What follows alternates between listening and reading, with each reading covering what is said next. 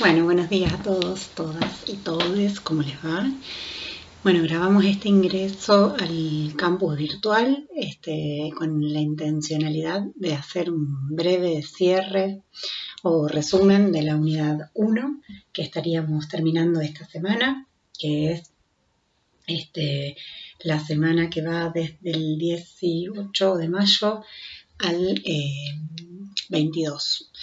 En esta semana la idea es hacer un cierre y repaso de esta unidad y ya la semana próxima poder comenzar con los contenidos de la unidad 2.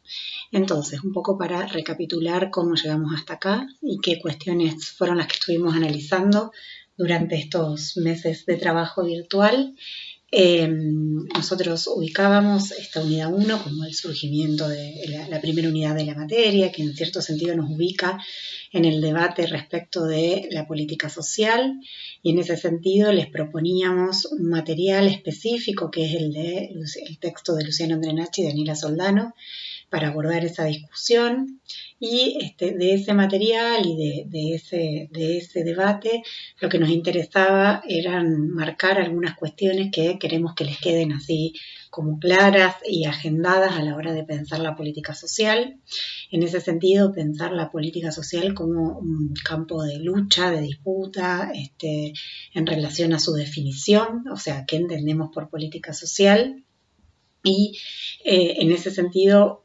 ubicar siempre la discusión política como un eje central en relación a la política social, porque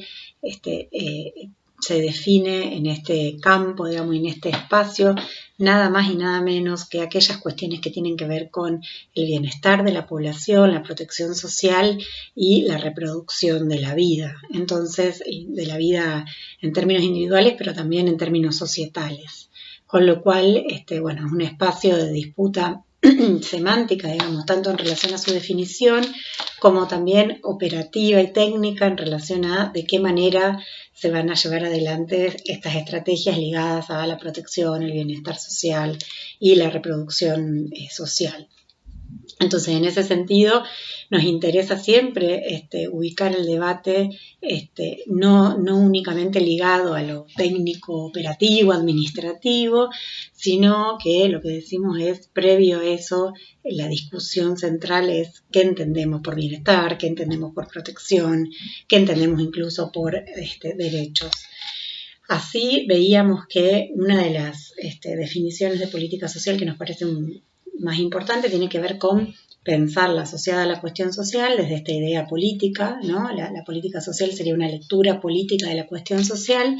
y en ese sentido, entonces, la política social está íntimamente ligada a los procesos, digamos, de integración social. Ahí retomábamos la definición de Andrenacci y Soldano cuando dicen que la política social tiene que ver con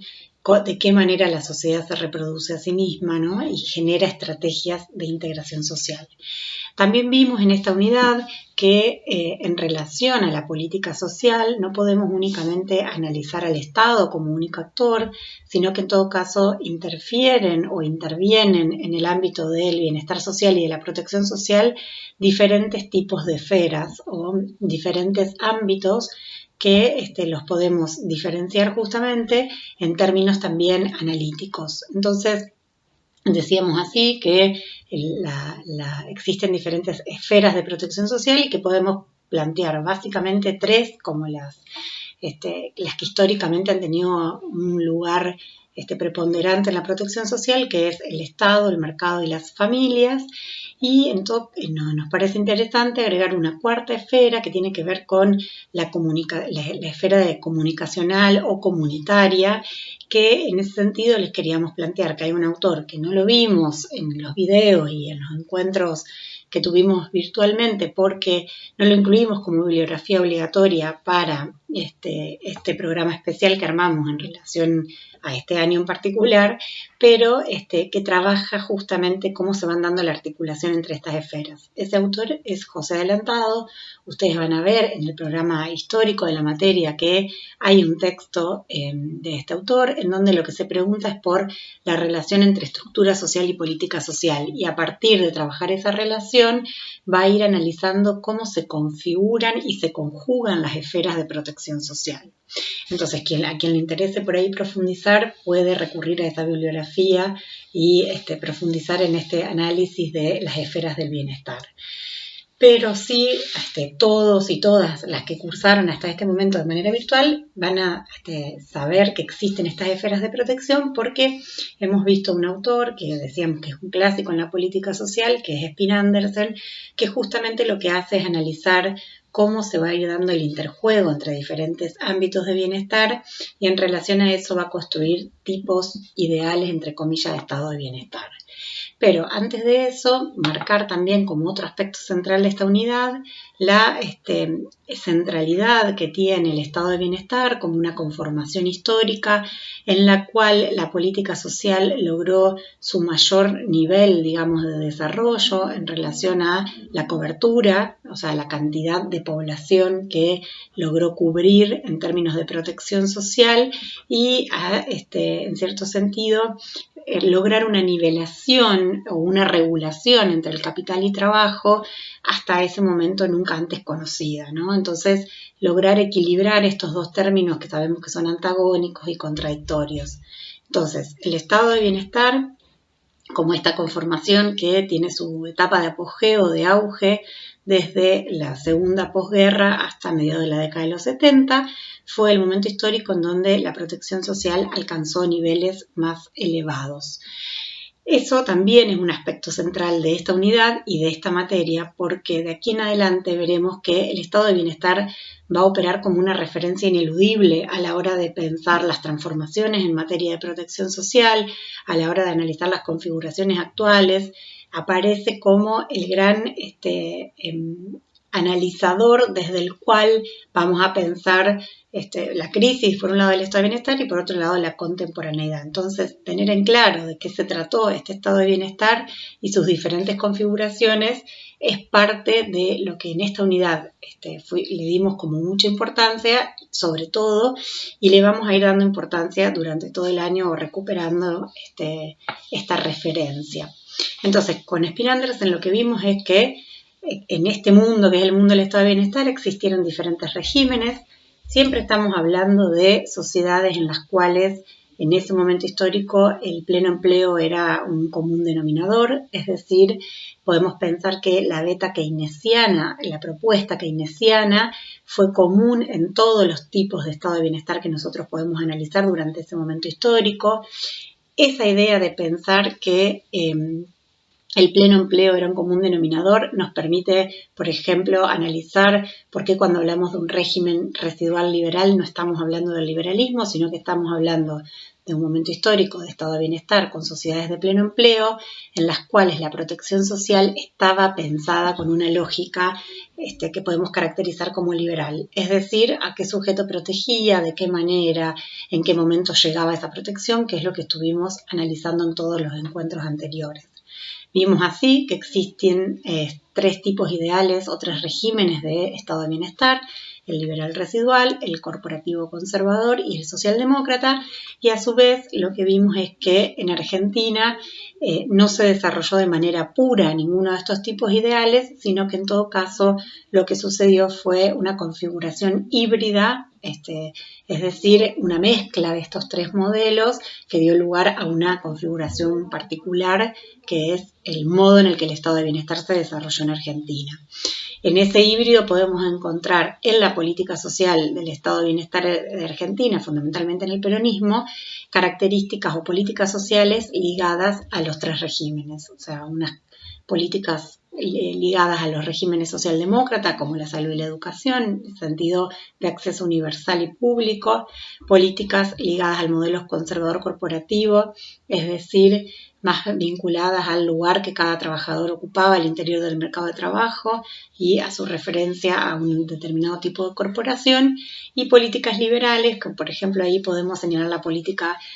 asistencial o de vivienda, que siempre estuvo vinculada a un lugar residual respecto de no poder satisfacer esas necesidades o por la vía del trabajo o por la vía del mercado. Por ejemplo, pensemos el caso de la vivienda, es el más paradigmático en ese sentido. También vimos que en Latinoamérica este estado de bienestar tuvo sus particularidades por la informalidad del mercado de trabajo, por el lugar que las mujeres tenemos en las estrategias de reproducción social y por la feminización de la protección social. Entonces, un poco Martínez Franzoni ahí nos alertó de que cuando hablamos de familias no estamos hablando de integrantes de un núcleo que todos cumplen las mismas funciones, sino que la protección social ha quedado puntualmente en manos de las mujeres en la mayoría de los casos. Entonces ella plantea que más que desfamiliarización habría que hablar de desfeminización de la protección social y analizar cuando se analiza, digamos, el uso del tiempo, queda en evidencia la triple carga laboral que llevan adelante las mujeres. También Martínez Franzoni va a plantear la fragilidad de las políticas públicas en Latinoamérica, con estados que tienen una estructura institucional burocrática precaria y debilitada, con lo cual eso recarga aún más a las familias y específicamente a las mujeres. Bueno, y en este punto aproximadamente llegamos al final de esta unidad 1. A mí lo que me interesaba era plantearles que hay algunos materiales que también son importantes y que de hecho los años de cursado más regular los vemos, que por ejemplo un texto de Klausov, que él va a plantear su propia hipótesis respecto al surgimiento del estado de bienestar, más asociada a la transformación de la clase trabajadora.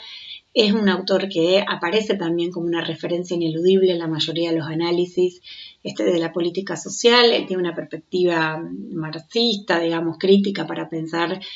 la política social y el estado de bienestar, y en todo caso lo va a asociar al disciplinamiento de la clase trabajadora, pero es interesante porque es uno de los autores que va a acuñar este término de desmercantilización que Spin Andersen toma con mucha centralidad para su análisis.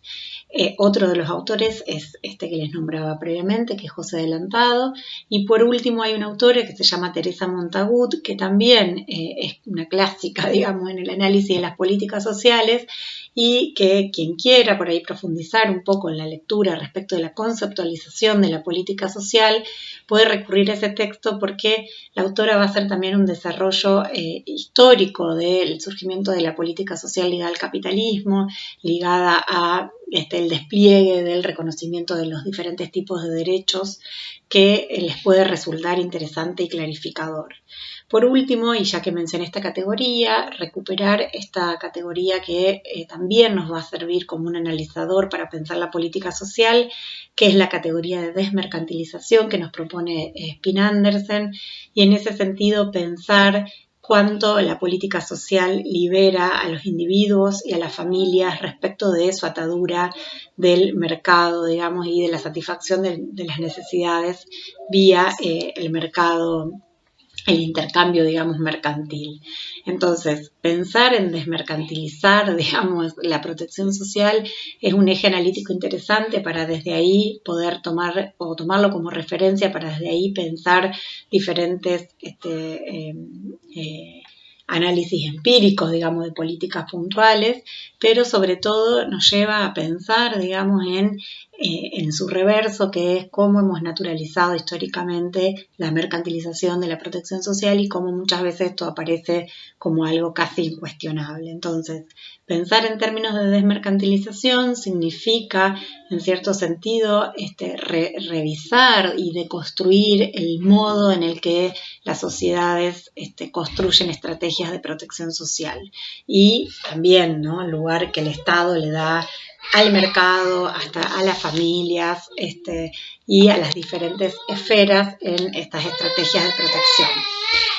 Bueno, voy a ir cortando además porque ya la niña se pone intensa y demandante atención. La idea de este videíto, como les decía previamente, era hacer un cierre de esta unidad, invitarles a que continúen con la participación que vienen teniendo en los encuentros en vivo y además en los diferentes ejercicios que les fuimos proponiendo, y a que comencemos luego el debate y el análisis de la unidad 2, en la cual vamos a pensar el neoliberalismo, muy interesante para también relacionarlo con este contexto, y para llegar a ese debate, esas discusiones, es necesario que estas categorías y estos conceptos que vimos en la unidad 1 queden lo más claras posibles. Bueno, les mando un saludo virtual y nos vemos en los encuentros en vivo y en otros videitos. Chao.